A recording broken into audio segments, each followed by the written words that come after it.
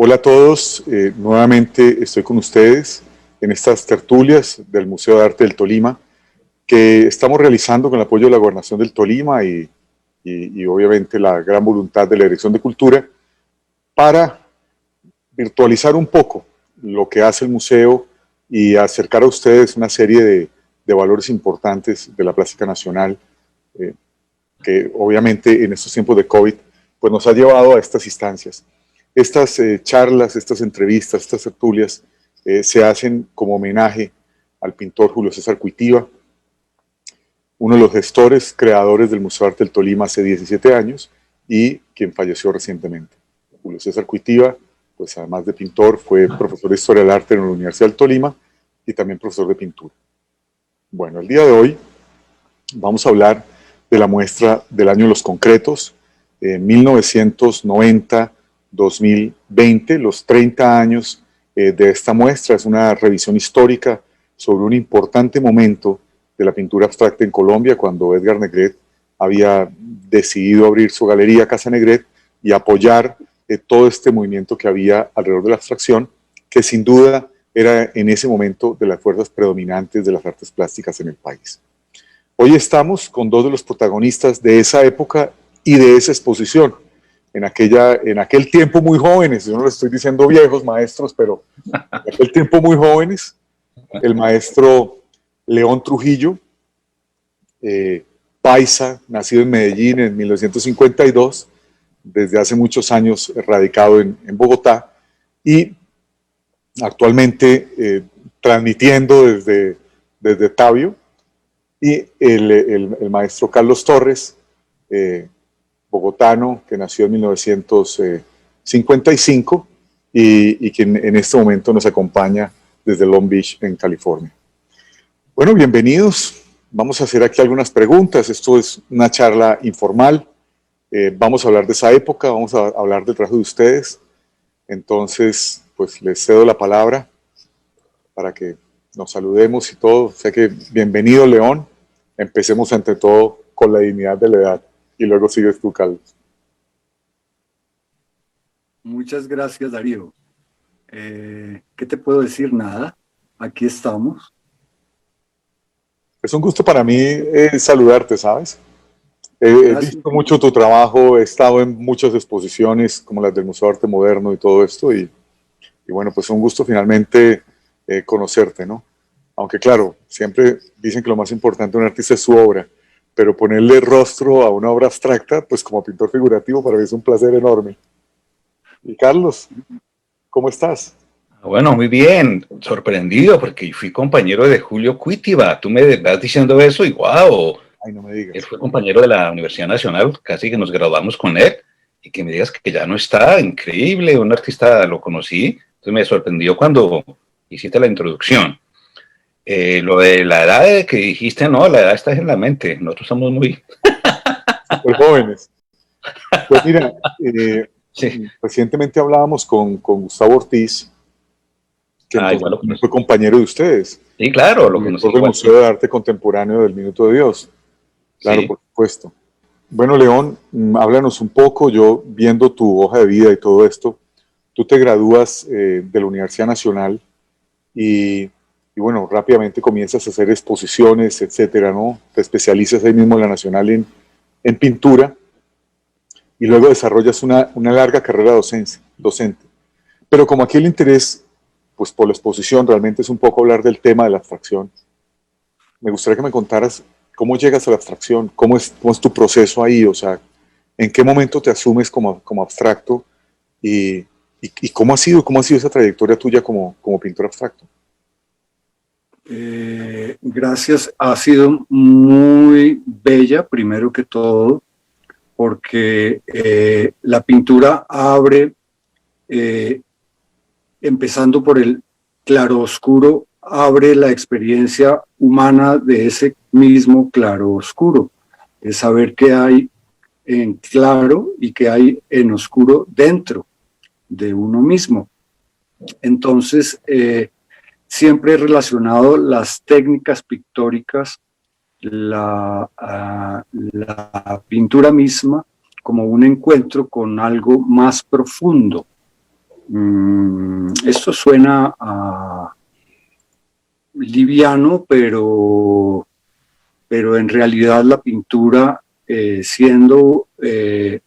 apunta a mover un poco más la parte interna del ser del pintor y de los a quien se expone la obra, ¿no? Es un aporte. Lo veo de esa manera, es decir, el arte se puede ver de la manera en que a ti te lo enseñen o de la manera en que tú lo captes. Yo lo capto, o no yo, sino la sensación es que hay una profundidad muy grande. Y si logras abstraer, pues, y que es casi como quitar las palabras del cuadro, pues llegas aún más a fondo, más profundo. Eso te Pero cuéntame, ¿tú en qué momento, o sea, bueno, haces tu estudio en la Universidad Nacional, por la época, me parece, pues en que estudias, en los años 70, pues seguramente todavía pues había parte de la enseñanza académica y todo eso. Entonces, ¿en qué momento decides que tu expresión tiene que ser abstracta? Y además, para que los que no han visto toda la obra de León en persona, todo esto, pues buena parte del trabajo es un trabajo donde la materia y las texturas son fundamentales dentro de lo que hace y en muchos casos la supresión del color, porque algunas de estas obras son negras, pero sus texturas y sus volúmenes y todo son las que generan toda una impresión plástica, digamos, dentro de la imagen cuando uno está frente a ellas. Hay una experiencia sensorial pues muy importante a partir de esas pequeñas texturas o de las sutilezas de los tonos dentro de una obra que termina siendo muy monocromática. Entonces, maestro, ¿cómo decides tú ser abstracto y cómo llegas a este tema, digamos, a esta elección realmente como tan minimalista? Podríamos decir, me atrevería a decir que hay algo de minimalismo en esta elección de cosas. Sí, indudablemente, porque se busca precisamente llegar como a lo esencial. Básicamente es quitar adornos, es quitar cosas superfluas y llegar a fondo. Bueno, ¿cómo llegar al arte abstracto? Realmente yo no lo recuerdo, pero lo único que sé y estoy seguro es que cuando uno está como artista dispuesto a escuchar a tu profesor, a escuchar a la gente, a escuchar a los personajes que tú sientes por alguna razón que tienen algo para contar. Y sabes, te dejas guiar. No es que yo personalmente haya decidido ser abstracto por A o B razón, simplemente porque la vida a través de hermosos personajes me han conducido a valorar ese tipo de cosas. Te menciono un personaje muy bello, arquitecto, que se llama Rafael Vega, por ejemplo. Consejos la misma lectura en libros y la lectura de imágenes te va conduciendo como que te va haciendo una resonancia interna que te va llevando sencillamente a lo que estabas programado para hacer en últimas. Claro, no, muy, muy interesante para mí. Pues aunque puede ser aquí una tontería, pero en los años 90, pues que yo, en 87, 88, 89, pues yo era un hombre muy joven, apenas rozaba los 20 años, pues 22 años en el año 90, pero en aquella época yo era abstracto.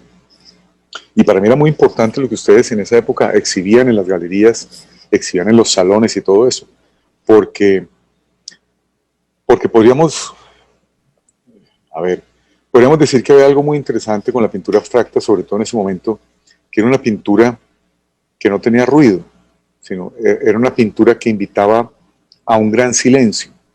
Y dentro de eso, pues, obviamente, pues había figuras internacionales muy importantes, como lo era por supuesto Anthony Tapias, que seguramente tiene que ver un poco con el trabajo de ustedes, pero también un pintor cuya espiritualidad, su relación de la espiritualidad con la obra es muy característico, que es Rothko, ¿no?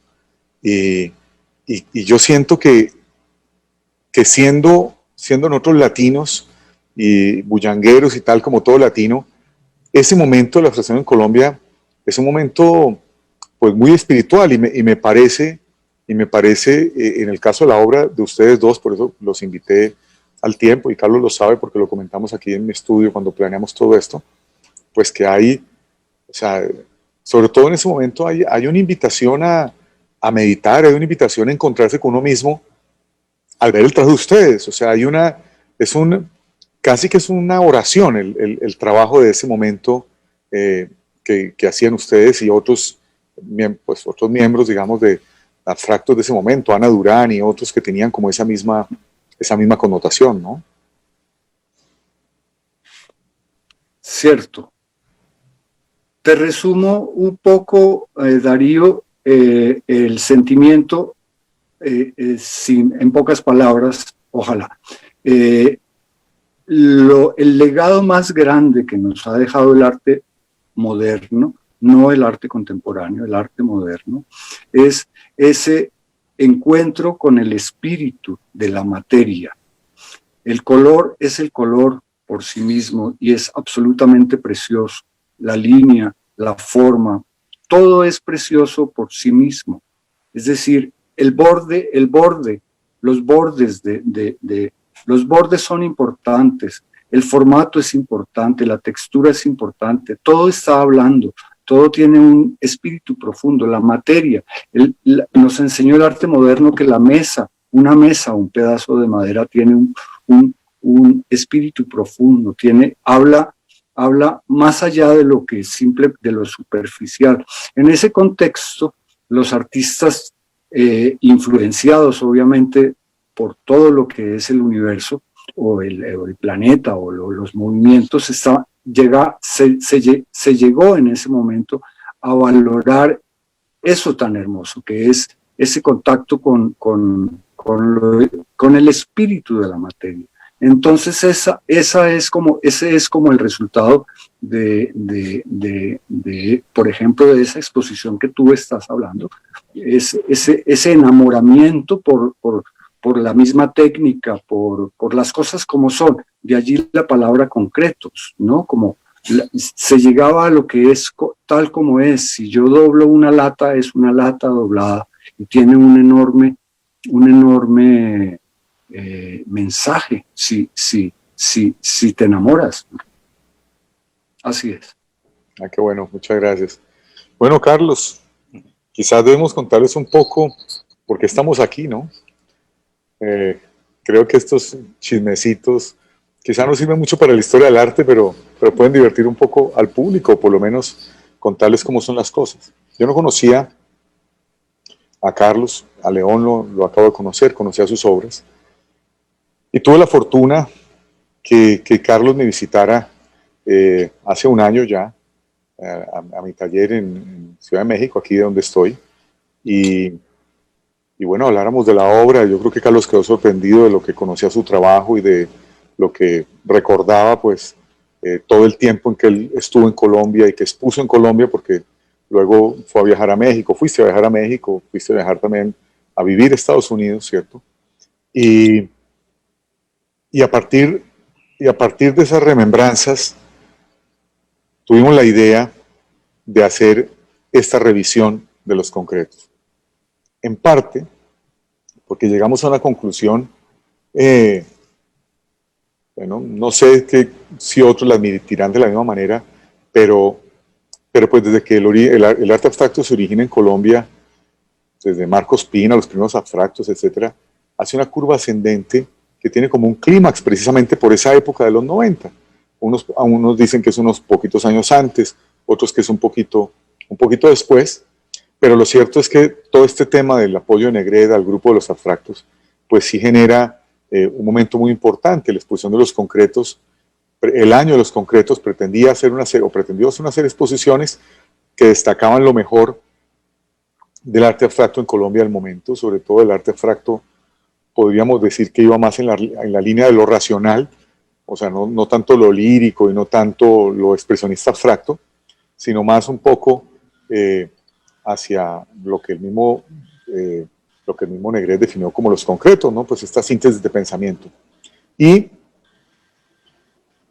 analizábamos que quizás una década más tarde, o sea, hacia el año 2000 o algo así, pues buena parte de ese grupo de los concretos, pues no los miraban de la misma manera. La fuerza con la que en este siglo entró lo que llamamos arte contemporáneo, y todo este tema de lo que ha pasado con las ferias, etcétera, etcétera, como que puso la escena artística colombiana a pensar en otras cosas y a olvidarse de algunas maneras de estos procesos que llevaban, o sea, unos desarrollos que llevaban 40 o 50 años dentro de la plástica nacional y que en ese momento se podían leer en los 90 de manera conjunta y que ya aún en este momento parecieran valores individuales, ¿no? Ya ahora cuando se habla de un artista, digamos, cuando fallece Manuel Hernández, casi que todos los análisis hablan de él, es como si él fuera un individuo solitario, y lo mismo pasó en la muerte de Carlos Rojas, ¿no? Como si no hubieran pertenecido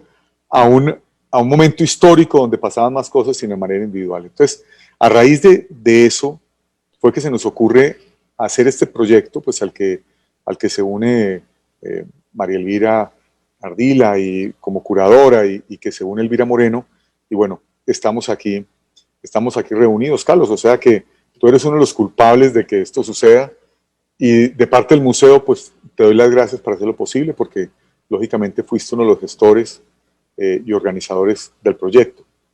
Entonces, en esos parámetros, Carlos, cuéntame cómo era este tema en los 80 y 90, cuéntame por qué llegamos a esta exposición y a ese momento.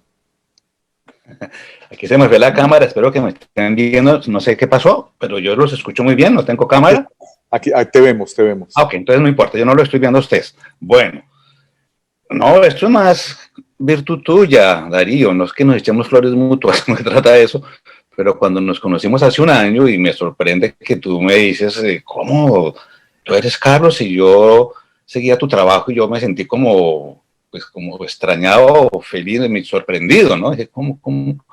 Y empiezas tú a revelar que tú seguías esta generación de los 90, que ibas mucho a Casa de Negret, que estabas al tanto, que conocías la obra de todos, me hablaba pues de León, de Jaime Franco, de todo, y que tú eras un seguidor porque tú eras un pintor abstracto en ese momento. Me mostraste un par de cosas y eran, claro, que empataban totalmente con lo que se hacía en ese momento. Entonces, cuando tú me propones, me dices, sería muy bueno hacer recordar históricamente este momento, porque fue como anulado esta generación, por decirlo, por el arte contemporáneo de instalación, toda esta parte conceptual, y como se borró esa generación, por decir, que tenía un poco de oficio, de academia. Tú decías, muchos ganábamos salones, yo gané el Sate Avendaño, otros nacionales, cosas, y decías, estaban activos, ¿no? Entonces, ¿cómo se borra de un momento a otro sin ningún reconocimiento? Entonces tú decías, hay que hacer algo para que eso históricamente se registre y las nuevas generaciones pues vean eso que pasó, ¿no? Es lo que siento decir en la forma como se fue planteando esto. Cuando tú dijiste eso hay que hacerlo, yo no sabía que tú estabas muy directamente con el Museo del Tolima, totalmente directamente, ha sido un gestor y fundador, todas esas cosas me enteré después. Yo te dije, sí, vamos a hablar yo me encargo cuando esté en Bogotá, regrese y veo la manera. Siempre se me ocurrió fue Eduardo Serrano, para que él hiciera como de curador, porque él nos conoce a todos. Él conoce mi trabajo, tengo una relación con él muy buena, pero lamentablemente él está muy ocupado haciendo unos libros. Me dijo, yo no tengo tiempo. Entonces, si puedo hasta el otro año, y dijimos, no, es para hacerlo ya. En ese momento no había ningún COVID todavía, todo estaba normal, ¿no? Cuando él dijo que no podía, dije, pues se me ocurrió María Elvira Ardila. Dije, obvio, también es muy linda, nos quiere a todos y nos conoce. Entonces la convidé y le dije, María Elvira, esta idea con Darío Ortiz, y ahí hay un espacio que es el de la Galería Elvira Moreno, ella se animó y coincidencialmente las dos se conocían y trabajaban las dos en muchas curadurías. María Elvira le ha hecho curadurías de exposiciones no sé, que con Jaime Franco ahí pasó algo, fue la curadora, me parece. Entonces fue una coincidencia, y dijo, claro que me interesa la idea, y ella fue la que ya empezó a hacer la convocatoria, no lo que se hizo. Entonces es así como la anécdota del resultado de esto, ¿sí? Lo que tú preguntas de los protagonistas en la historia dentro de la abstracción como Manuel Hernández, Carlos Rojas, Simón Negret, pues sí, porque pues son los reconocidos históricamente, aún habiendo muchos más artistas que hemos hecho siempre lo mismo, ¿no? Entonces la abstracción es una forma, en mi caso, totalmente espiritual y convencido de que es la manera en que yo puedo expresar todo ese contenido sugestivo. Cuando me inicié en esto, no me lo preguntaste, pero se me ocurre decirlo en este momento, para mí es algo muy intuitivo, algo muy espiritual y muy contemplativo. Entonces dije, pues yo quiero expresar algo, revisé la historia del arte y dije, no, para Colombia era relativamente nuevo. Yo fui alumno de Marcos Pena, curiosamente, ya está él muy anciano, murió un poco después, y se considera que fue el primer artista abstracto en Colombia. Me llamó, yo quiero expresar esto de una forma sin forma, o sea, algo totalmente abstracto, y como es una expresión, yo sentía que había algo más allá que podría yo expresarlo no en un discurso figurativo. El discurso figurativo pues siempre dice una epopeya o un romance o un cuerpo, no tiene que haber otras maneras de expresar silencio, serenidad, es claro, la abstracción, una línea, un círculo, y ahí viene el juego de la materia. Curiosamente en la época, en los 90, no habían estas redes, yo no conocía Tapies, pero vino un amigo de España y me dice, oye, ¿tú conoces? Dije, no, ni idea. Entonces, habían como unas ondas, no como está, eso para mí es muy especulativo, pero pasa algo en un país y como algo lo transforma dando la vuelta acá, y entonces hacemos lo mismo, ¿no? Y entonces yo hacía cosas muy similares sin saber los materiales, ¿no? Porque como bien decía León, el material, la materia, el espíritu que ella para mí ha sido muy importante. Yo dije, pues claro, en materiales yo puedo expresar lo que quiero. Entonces quiero ver como la historia, entonces como la arena, la huella que hay, como una lata oxidada, una manera de encontrar. Yo empiezo a descubrir que hay un lenguaje que puede ir. Y así en síntesis, para lo que decir, en la abstracción es como en la música, existe una música sinfónica, orquestada, solamente instrumental, y hay una música que tiene una voz, una música coral que cuenta algo. La abstracción es la música instrumental en el que no hay un discurso directo, como lo puede decir una ópera o nada, sin embargo, dicen lo mismo. Entonces el arte figurativo y el arte abstracto para mí es lo mismo, simplemente son formas de expresión que cada uno elige, y esa es la gran diferencia, porque ¿qué es mejor que una cosa que la otra? Ese no es el juicio, eso no tiene sentido.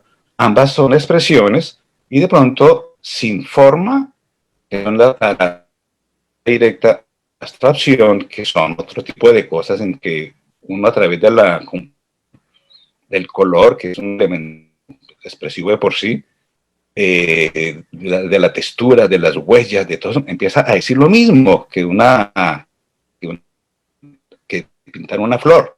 Da igual, no importa, porque al fin de cuentas lo que importa es la expresión o el sentimiento de quien vea, y que eso lo experimente, ¿no? Y eso es como lo que yo creo de la abstracción, y para mí ha sido la forma más directa de expresar, y desde siempre he estado ligado muy a la abstracción. Ahora mis obras recientes con mucho más color, pero generalmente es esa textura, ese manejo de material. León decía, el formato mismo es claro, yo tengo mucho formatos cuadrados. El cuadrado es una forma geométrica para mí sagrada, porque ahí contiene un círculo, muchas cosas, ya da un mensaje con el solo formato, diferente un formato cuadrado a un formato rectangular o vertical. Eso Kandinsky igual decía, una cuestión vertical es dinámica, cálida, una cosa horizontal es fría, y un cuadrado es un equilibrio. Esas dos formas, por decir, para expresar lo que el espectador de pronto cuando ve un trabajo, ¿cómo comunica eso? igual lo aprendimos mucho también de lo que León comentaba de Rafael Vega, un amigo mutuo, arquitecto maravilloso. Curiosamente, para León y para mí él ha sido como un maestro, ¿sabes? Él es una persona anónima, él es de la Universidad Nacional, un arquitecto excelente en su parte pedagógica, y con él nos describió unas cosas increíbles que uno sin saber qué era lo que hacíamos, él tenía esa cualidad de las palabras, que es como revelar ese misterio que es curioso, esto es una paradoja. Decir en palabras no se puede estar con palabras, él tiene esa actividad, como un poeta tal vez. Bueno, en síntesis, no sé, me extendí a otras cosas, Darío. No, está muy bien, está muy bien. Cuando pues, empezó este proyecto, comienza a tener forma, nosotros todos los que pues, participamos de esto, o sea, tanto Margaret Bonilla, la directora del museo, como por supuesto María Elvira y como Elvira Moreno, pues fue increíble ver el feedback de la gente, el feedback del público, el feedback de los coleccionistas, de los otros artistas, como, wow, ustedes están haciendo esto es increíble. Tal artista de los que esa exposición pasó tal cosa.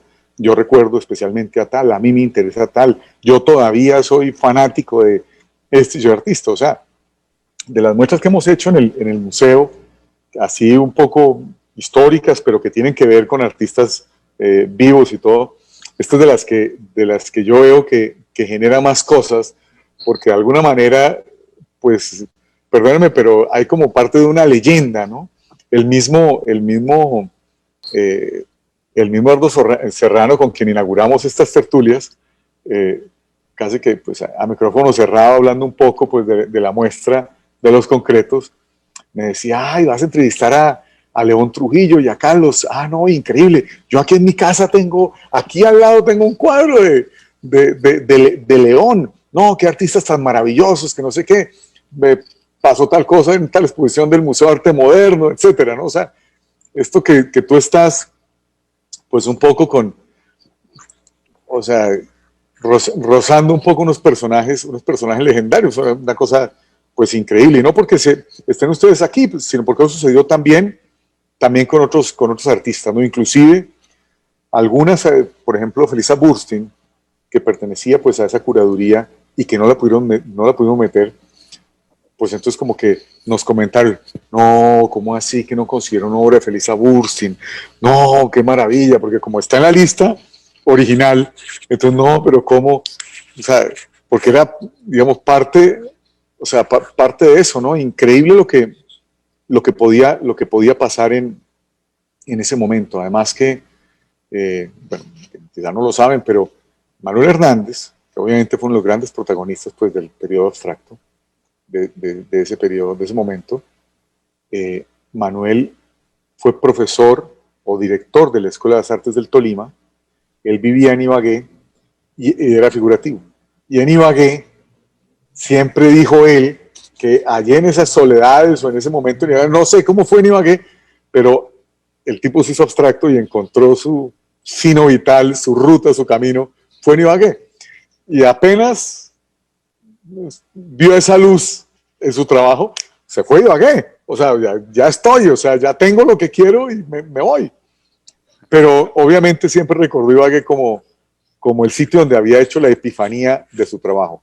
Y estando en Ibagué, él con Marta Traba adquiere una colección para la gobernación que termina siendo el núcleo original con el que tenemos en el museo. Una colección departamental, así se llama la colección departamental de arte, comprada como en el año 61, 62, cuando Manuel Hernández vivía en Ibagué. Contratan la asesoría de Marta Traba y deciden comprar una serie de artistas. La mayoría de las eran abstracto, Wiedemann, o sea, Villegas abstracto de la época, lógicamente está Marcos Pina con un ese primer abstracto. El museo, años, pues ha hecho muchas muestras que tienen que ver con esta colección semilla, ¿no? Con esta colección inicial 30 años. Y pues, entonces hemos abstracción geométrica, sobre abstracción lírica, y abstracción, sobre abstracción. ¿Me explico? No sabemos ahora muy bien qué va a pasar, porque esto pues se acaba de abrir, ¿cierto? Y estamos en plena pandemia, pero que no es nada ajeno al trabajo de muchos de los artistas pues que tenemos acá. De hecho, algunas de las piezas interesantes, importantes de la colección son de Ramírez Villamizar, pues que él en su testamento pues la asignó al Museo de Arte del Tolima, y obviamente cuando fallece pues no las entregan y todo, ¿no? O sea, otro artista que se llama Raúl Álvarez, abstracto, que vivió buena parte de su carrera en Estados Unidos. Entonces Raúl nos donó una colección muy importante, casi toda una gran individual de piezas en hierro para el museo. O sea, sin que nos la hayamos propuesto, digamos, de una manera, pero ahora que miramos hacia atrás en estos 17 años, pues vemos que la abstracción ha tenido un lugar de privilegio y algunos autores ahí. Me fui como tú, Carlos, por las ramas, porque lo que quería hablar de Manuel Hernández, quería mostrar cómo hay hubo unos artistas abstractos que no solo fueron importantes por su obra, sino que su generosidad les permitió abrirle camino a mucha gente. En el caso de Manuel, que fue profesor de varias generaciones y siempre un defensor de esto, Ramírez Villamizar, quien de alguna manera fue el mentor de varios artistas, Edelmira Borger, por ejemplo, que está en la muestra, ella se considera completamente alumna, digamos, de Ramírez Villamizar. Negreda hace esta muestra de los concretos y apoya desde su galería los concretos, y está una figura que quería llegar ahí desde el principio, me alargué, que es Carlos Rojas, ¿cierto? Que Carlos Rojas, creo, sobre todo este momento que tiene la muestra, no solo que era muy importante, sino que siento yo, o así lo viví yo en todo ese momento, él de alguna manera, como que, ¿cómo podríamos decir? Que como que mantenía un diálogo abierto con la escena abstracta del momento, ¿cierto? Había, recuerdo, por ejemplo, particularmente tu trabajo, León, o sea, muchas veces ver esas piezas de Carlos compartiendo espacio y recuerdo a Carlos Rojas en Alonso Garcés hablando de tu obra. Es uno de los recuerdos que yo tengo del momento y que tengo del maestro Carlos Rojas, a quien respeté y admiro aún hoy, pues profundamente, ¿no? ¿Qué me dices, León, sobre Caldito Rojas? Pues es espectacular, es un ser muy inteligente, muy inteligente. A mí me parece es un ser muy inteligente. Obviamente la obra es pues muy bella, muy bellos recuerdos simplemente del maestro y lo admiro, sí, definitivamente. Pasa una cosa. ¿Ustedes tenían una cercanía o no? Sí, claro, por supuesto que tuvimos una cercanía muy bella. Lo más interesante es que a veces la obra que yo producía en ese momento se relacionaba mucho con Carlos Rojas. Y el asunto a comentar es que no es que formalmente tienen mucho en común, porque se apuntaba o se dirigían como a una meta, como a la misma meta, como al mismo sitio. Al dirigirse al mismo sitio, aunque se usen materiales diferentes se está hablando de lo mismo y se puede relacionar, pero no son lo mismo. Pues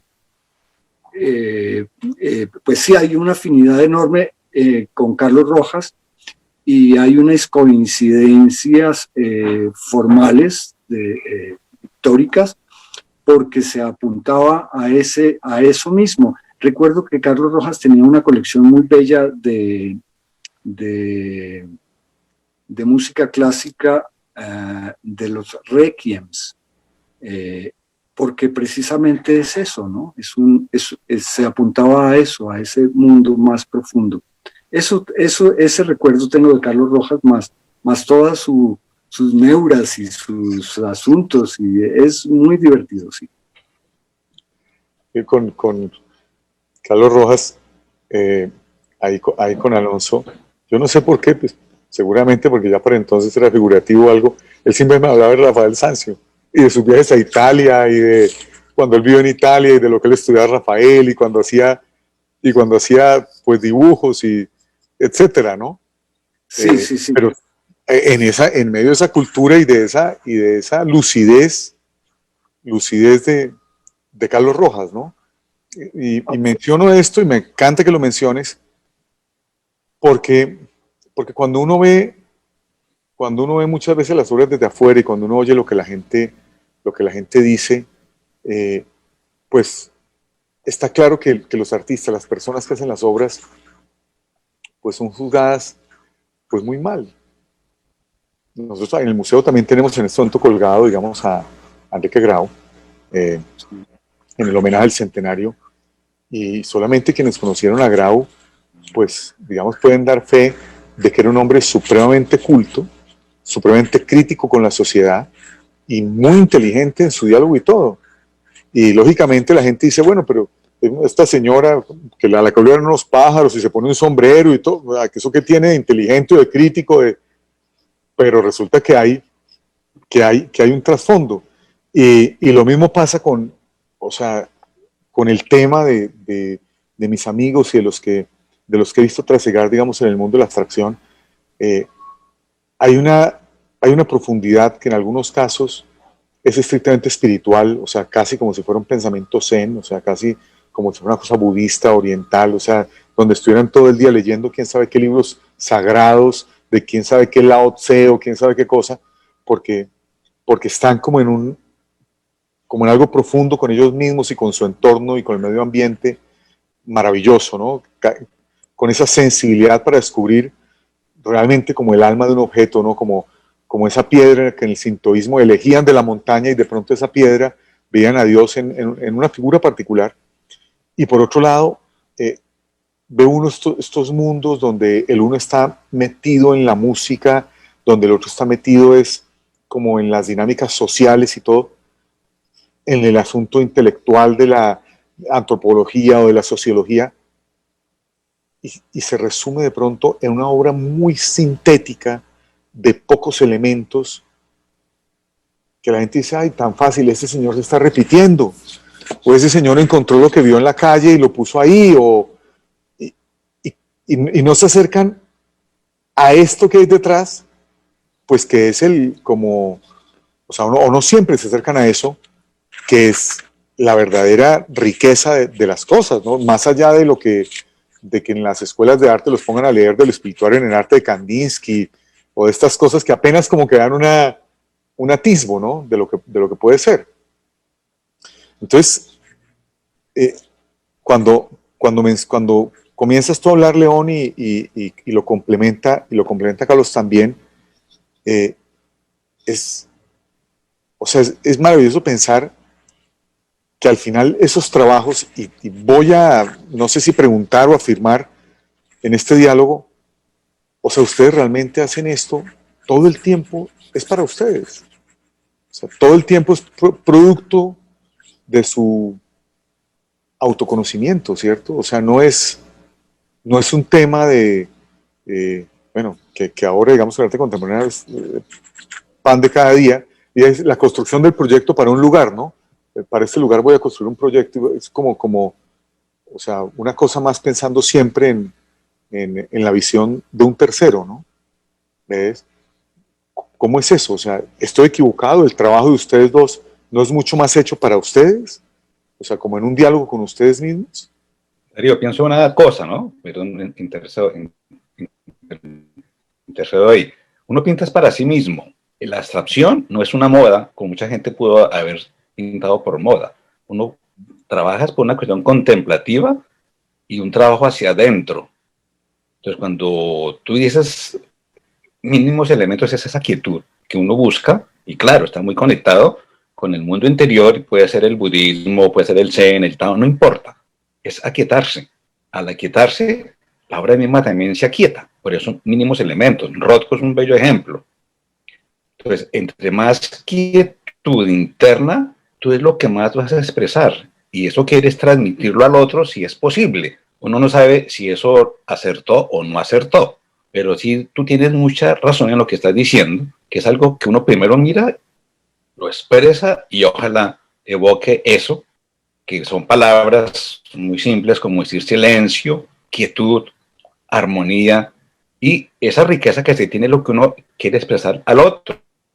Por eso el arte es como un autorretrato real, interno. Así tú hagas cosas figurativas. Son casi y cosas abstractas, otro artista, en el fondo es lo mismo porque lo que expresa es su interioridad.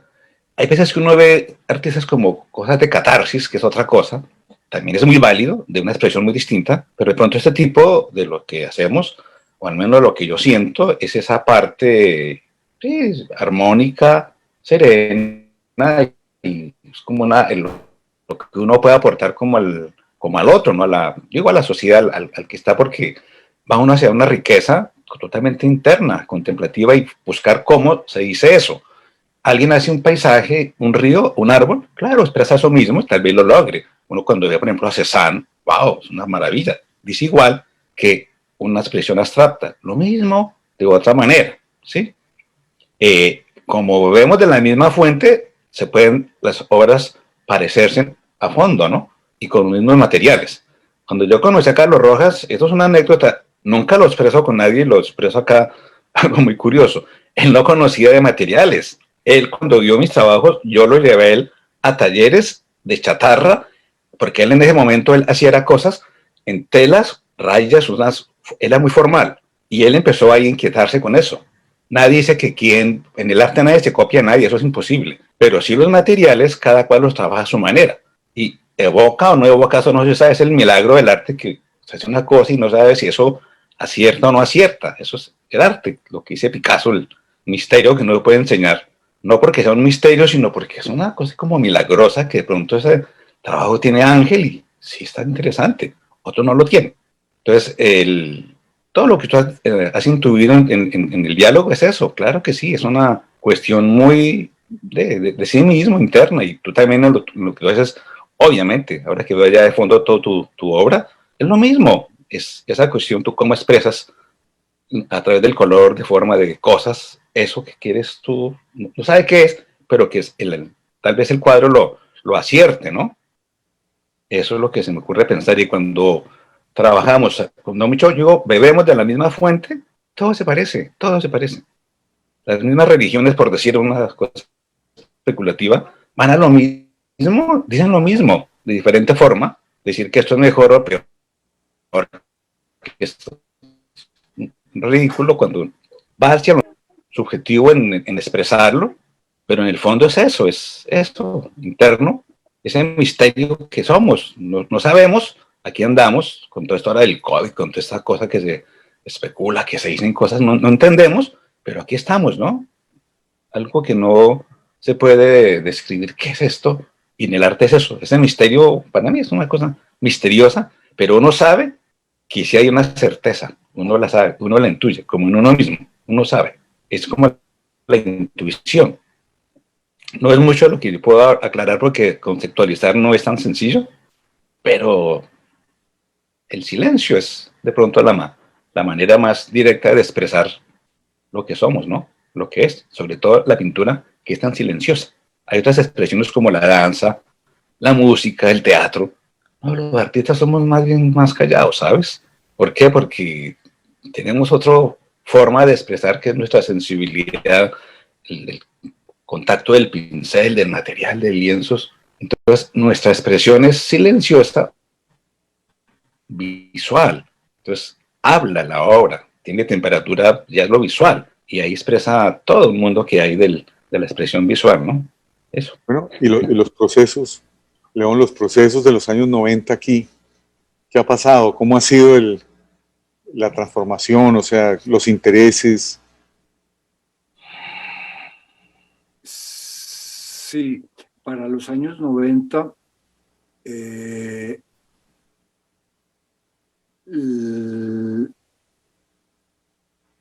la manera de expresar en esa época lo que quería expresar era a través de una estructura, digamos, mental o formal, de equilibrio, de composición, de este material puede decir esto porque tiene estas características. Es decir, hay un armazón en el momento intelectual se organiza para que diga algo, para que exprese un poco parecido a lo que dice Carlos, una atmósfera de vacío, de yo no sé qué es eso, pero me conmueve. Es decir, esa era la intención y nace de una estructura como intelectual para lograr eso, de una organización de elementos. Y en el transcurso de los años, esos elementos se van como asumiendo inconscientemente y además con el trabajo que se haga interiormente, ya sea porque la vida te obliga a que te despiertes, a que te vuelvas otro, a que cambies, a que lo enfrentes, a que vivas realmente, algo así. Esos elementos se van volviendo parte parte, como cuando tú quizás pintas, ya de pronto quizás me atrevo a decir, ya no piensas acá sombra, acá luz, sino que la sombra y la luz y la forma te sale porque ya te sale, porque ya son tuyas, ya lo has interiorizado. Eso mismo pasa. Ahora recuerdo algo muy bello y es que de algún coreógrafo chino o japonés, ya no recuerdo, que decía, y eso me caló muchísimo, cuando dejé de ponerle palabras a la coreografía, esto debe ser así o asá, y eso, cuando dejé de ponerles palabras a esa coreografía, se volvió muy hermosa, y eso me impactó mucho porque a veces cuando no hay palabras y tú ya, como que hay ausencia de objetivos o de métodos, se vuelve otra cosa, es un misterio, como dice Carlos, se vuelve otra cosa. No he llegado al punto porque no es fácil, pero muy silenciosa. Me perdí, no sé, en este momento no tengo el punto, pero ya llegué. Finalmente reconoces que eso que se da ya intuitivamente, sin esfuerzo, sin preconcepción, finalmente sale de alguna parte que tú no tienes ni idea de dónde vienes. Entonces, finalmente... Pero que lo pones ahí. Dime. Pero que lo pones ahí. Quedó todo ahí. Lo pones ahí. Y vienen cuando te liberas, mejor dicho, un poco de la academia, del asunto, cuando lo incorporas, o inclusive el paso por la academia, pero cuando incorporas tú lo que haces, comprendes que eso que se hace no es tuyo, básicamente. Esa vaina vino de un sitio que tú no sabes de dónde es, y que tú agachas la cabeza y reconoces, yo no hago esto se hace solo, esto es, y ese es el fin, como el último paso. No lo estoy hablando como algo a realizar, pero la última alegría personal es comprender que esas cosas se dan porque se dan y tú no tienes una injerencia. Tú agachas la cabeza y dices, yo pinto porque algo pinta y yo vivo porque algo vive. Y ya no hay esa prepotencia de yo hago este cuadro y lo firmo porque yo soy el autor. Eso, porque ahí ya no hay cuadro, ahí no hay nada. Ahí es una cantidad de recuerdos y de información anterior. Pero cuando sale así es nuevo, fresco, te guste, no guste, encaje o no encaje. Eso eres, salió. Entonces ya salen una cantidad de preocupaciones y si eres silencioso, como comenta Carlos, saldrá silencio. Si eres pedante, saldrá pedantería. Sí, lo que viene es lo que eres y eso es bonito y ni lo uno ni lo otro es mejor. Bueno, pues me alegra mucho, disfruto mucho escuchándolos, realmente. Gracias. Disfruto mucho. Carlos, tú en tu trabajo, pues en los años 90, vamos seguramente a ver algunas imágenes, pero pues podría describirlo diciendo que hay unos elementos geométricos básicos, ¿no? El cuadrado, el círculo, la línea, que estaban muy presentes en ese momento, ¿no? Pero te vas para Estados Unidos y te vas para México y todo, y de alguna manera pues esa fracción se transforma y bueno, lo que me mostraste, pues lo que has hecho en los últimos años, pues digamos que esa fracción orgánica tiene otros caminos. Cuéntame, ¿qué estás? ¿Cómo fue el proceso? ¿Qué estás buscando ahora? ¿Cuál es la ruta? Y como bueno, después de todo lo que me han dicho aquí, pues está claro que volver estas palabras es casi un crimen, pero caramba, hagamos el esfuerzo. Es muy complicado, ¿sabes? Eso que estás tú preguntando, uno lo cree como tan sencillo y no es así. En los años 90, yo viví en México casi 10 años, de 90 casi al 2000.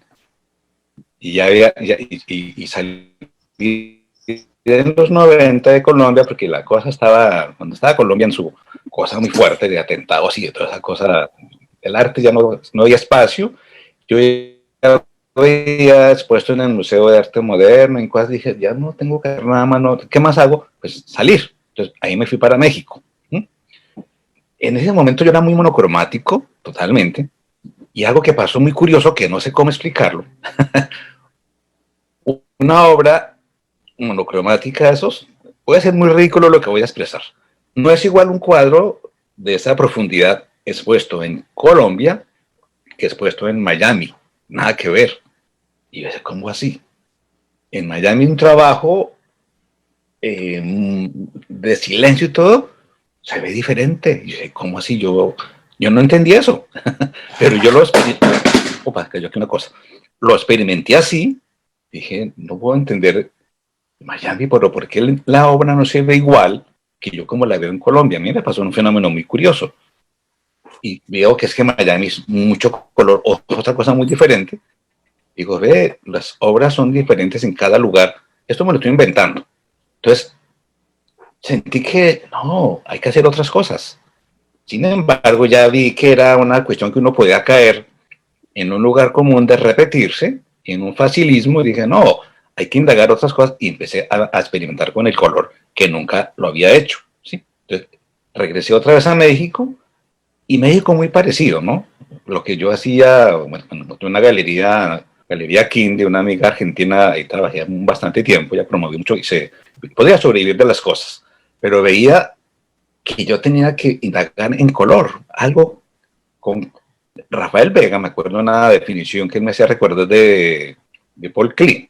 Decía él, el color de por sí enigmático ha de ser empleado de manera enigmática, no para contornear la forma, sino para evocar el enigma que en sí contiene. A ver si no es complicado. O sea, claro, el color es una... Entonces empecé como a sentir que el color tenía un enigma y dije, claro, el rojo es rojo, el verde, lo que fuese, y empecé entonces con el color a a verlo desde otro contexto y no irme a una cosa fácil de repetir y repetir una cosa y decir, no, hay que profundizar más cosas. Entonces empecé yo a experimentar, aún con los nuevos materiales,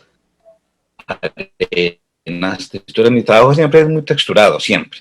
En mi trabajo la constante, la textura, mi trabajo no es un trabajo plano. Entonces por eso empleo mallas, cosas, pero ya con color. Y yo decía, bueno, ahora quiero hacer una cosa monocromática profunda, pero con color. Y ando en eso, experimentando esto, y si se puede, no sé, porque es todo un juego. Para mí es una diversión, y es un tiro al blanco, a ver si apunta o si doy en el blanco no doy, pero es un juego, entonces lo siento de esa manera. Y entonces yo no sabría si estoy acertando o no, pero ha sido ese proceso. Sin embargo, también ha sido siempre de pegar objetos.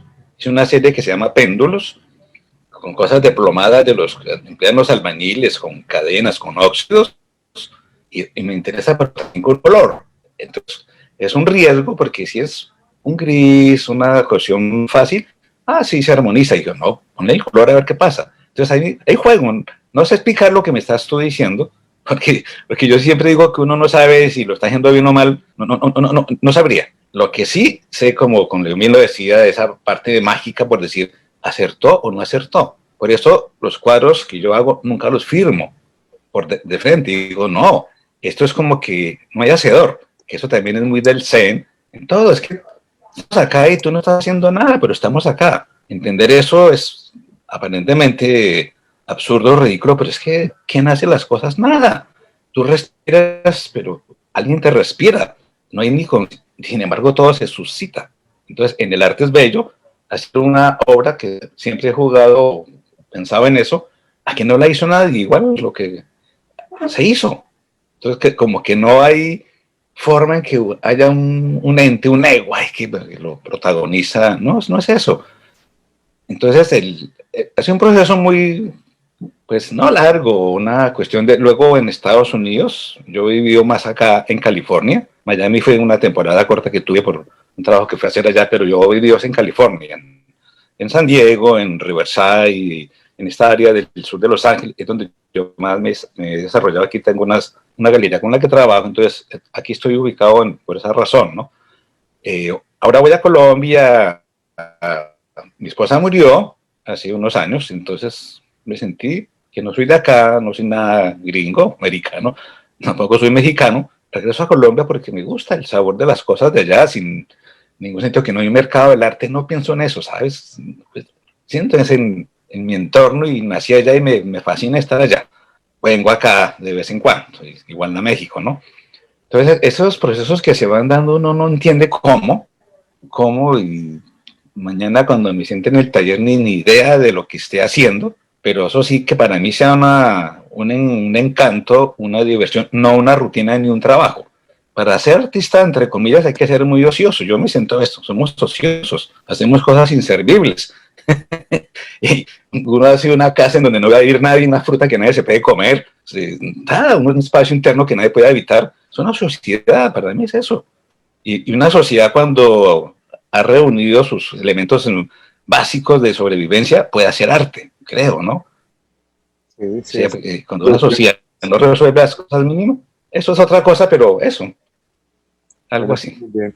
Nosotros ya casi estamos llegando pues al final de la charla, pues les agradezco muchísimo que hayan acompañado, pero por acá por el interno me piden que les haga una pregunta, y es, ¿qué piensan ustedes del arte contemporáneo? Bueno, me piden que la diga y yo con mucho gusto se las transmito. ¿Qué piensan ustedes del arte contemporáneo? A ver, León, y yo hablo después, si te parece. No es fácil. En cualquier momento me dicen si no me están escuchando. Okay. Para mí no es fácil hablar del arte contemporáneo porque internamente siento que hay una ruptura, hay una en contra, con razón además, porque la sociedad está un poco descompuesta y hay una ruptura, una reacción en contra de lo que se ha logrado en el arte. Es decir, hay una reacción en contra de en contra de sí mismo, quizás, una reacción en contra de lo establecido. Y tiene toda la razón de existir, porque no hay una sociedad que convoque al ser, a la vida misma. Hay una sociedad superficial, y esa misma sociedad superficial ha creado como paradójicamente, ha creado un arte superficial en rebeldía a no sé a qué, a ese sí mismo, a ese encontrarse a sí mismo, no, hay una pataleta, hay una rebeldía, hay una inconformidad con el mundo, y se expresa como una de las maneras es rompiendo cosas, y el arte contemporáneo para mí ha roto con el concepto arte, con el concepto espíritu, con el concepto interno, y ha optado de una buena manera a la final por mostrar la basura que hay en el planeta, y que hay en la mente del hombre, y que hay en estos momentos. Entonces es un producto, como se produce basura para cuestionar quizás esa misma basura, y se ha hecho rebelde en contra de esas cosas como profundas. Entonces, hoy en día, arte es cualquier cosa, está establecido, arte es cualquier cosa, pero cualquier cosa, ojalá que no tenga nada que ver con académico, ni con profundidad, ni con todo lo que estamos hablando. Es decir, cualquier artista contemporáneo que oiga lo que estoy diciendo dice: este man es un retrógrado, este man no tiene ni idea de lo que es arte, porque ya hay una respuesta del arte en contra del arte, como rebeldía, como oye, vamos a colgar un banano a ver si algún día la gente se da cuenta de que es absurdo, de que estamos en una sociedad absurda, pero como la sociedad está en eso, aplaudimos un banano, aplaudimos un letrero que diga Colombia con letras de Coca-Cola, aplaudimos a alguien que se mea en una esquina delante al público, lo vemos como wow, como algo glorioso, como una explosión de mira lo absurdos que somos, ¿hasta cuándo? Pero ese absurdo es bello también, porque abre esas posibilidades, ¿no? Tampoco es que esté del todo mal, está abriendo otras posibilidades. Ese contraarte le está dando cabida a un arte seguramente mucho más profundo. Recuerdo a Carlos Rojas que me decía: el arte del siglo XXI tiene que ser un arte religioso, pero está haciendo exactamente lo opuesto, religioso en cuanto a religar, volver a ligar con la esencia, pero se está produciendo en buenos términos una rebeldía que nos está mostrando lo absurdo que es un banano colgado en la pared, en lo absurdo que es pensar que el pensamiento, porque concepto y arte conceptual viene de conceptos, de que el solo concepto es válido, que no importa si tú tienes alma, si tú tienes espíritu, si tienes creencias, si tú tienes... no importa eso, no importa si hay algo más allá, no importa, es mi intelecto, es arte, concepto, lo que a mí se me dé la gana, lo que yo quiera, es como una anarquía, pero que conduce ¿a qué? A una contraanarquía mayor, profunda. Entonces, bienvenido el arte contemporáneo, porque nos muestra la basura que está en el planeta. Eso es todo. No, muchas gracias. ¿Y tú, Carlos? Siempre. Repito la misma pregunta. ¿Qué nos dices? El arte siempre es la expresión de lo social en toda la historia. Determinado tipo de expresión artística dice mucho de la sociedad. es un retrato, un reflejo. El arte siempre ha sido precursor de muchas cosas, es increíble. Algunas hacen un análisis que, por ejemplo, antes que se descubriera a ciencia la perspectiva. Un ejemplo, la perspectiva lo hace, por decir, el Renacimiento, pero fue precursor que después se comprueba la perspectiva a través de la fotografía. La fotografía viene, digamos, 500 años después y, digamos, por decir la palabra científicamente, lo comprueba, ¿no? Pero Leonardo lo hizo mucho tiempo atrás y todo este Renacimiento, no Leonardo solamente. Entonces, siempre es precursor de cosas. Cuando se da, por ejemplo, en la psicología, el expresionismo, que sea en alemán y todas esas cosas, después viene Freud a comprobar toda esa parte del psicoanálisis, que es una parte del arte expresionista, que comprueba a nivel psicológico cosas de Moe, por ejemplo, en el grito y muchas cosas. Entonces, el arte muchas veces es precursor de cosas, el arte. En la música, la abstracción que hace Kandinsky en la música, ahora las computadoras comprueban que se puede sacar una música y volver en formas abstractas increíbles, pero Kandinsky él era un músico, entonces siempre el arte anticipa muchas cosas. ¿Qué pasa ahora? Pues lo mismo, el arte es la expresión de lo que está pasando ahora, ¿no? Entonces yo creo que hay una especie de incógnita, no sabemos qué está pasando. Y la pregunta concreta del arte, lo que está haciendo, es porque hay una cuestión muy especulativa que no sabemos, pero hay una especulación muy grande. ¿Por qué? Porque en las artes plásticas es fácil especular, no en otras artes. En la música, si tú no tienes una voz, si tú no tienes un virtuosismo de un piano, nadie te va a escuchar y te van a echar tomates. Pero en la parte plástica es posible que tú especules y digas cualquier cosa, diga que eso es válido, ¿no? Entonces muchas veces hay carencia, no hay formación y sigue especulación. Y yo lo que yo veo así muy fácil, ¿no? Obviamente no me importa lo que me digan los demás a lo que yo pienso. Es la forma como yo veo.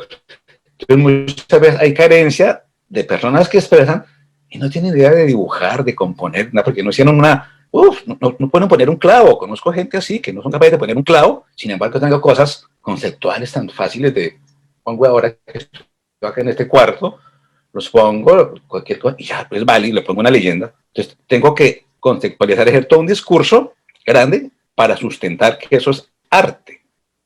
Pues, pero es más el discurso y más el concepto y más la teoría que lo que es. Bueno. De pronto hay una cuestión muy simplista, me acordé de San Agustín, que decía que arte es lo que a vista agrada. Una que no es muy simple, y claro, muy aparentemente conservadora, pero en el fondo es eso tan simple, lo que a vista agrada, el punto, y de eso se especula. ¿Te vas a decir algo, Darío? Sí. Bueno, pues nosotros, no, en el museo obviamente estamos abiertos, la manera como se planteó desde el principio, en una región que somos el único museo, pues donde estuviéramos abiertos a todo tipo de tendencias y manifestaciones, de manera que allá tenemos bienvenidos pues los pintores históricos, los artistas históricos, los precolombinos, anónimos, y por supuesto hasta llegar pues al trabajo más reciente de los muchachos de la universidad que están hasta ahora pues comenzando a hacer cosas, ¿no? O sea que tenemos una mente muy abierta, pero es muy interesante que hayan respondido a esto, porque siempre de todas maneras pues como que es bueno las lecturas de las cosas que aparentemente se salen o están en contra de los procesos que hacen las personas, eso está súper bien. Me encanta haber estado con ustedes, les agradezco muchísimo el tiempo en cada uno, en Long Beach, en Tabio. Creo que quienes estén viendo esto y quienes los van a ver en el futuro, pues seguramente van a disfrutar la charla y ojalá los motiven para que se acerquen al trabajo, para que se acerquen a la muestra y para que pues se den cuenta de las muchas cosas que hay detrás de cada obra. Con ustedes pues estuvo Darío Ortiz, Carlos Torres, León Trujillo. Me despido de ustedes, me despido del público. Carlos, León, muchísimas gracias por su tiempo y por la buena compañía. Y las obras pues las estamos disfrutando en el museo y las vamos a disfrutar un tiempo más. Muchas gracias. Muchas gracias a ti, Darío. Muy amable, muchas gracias.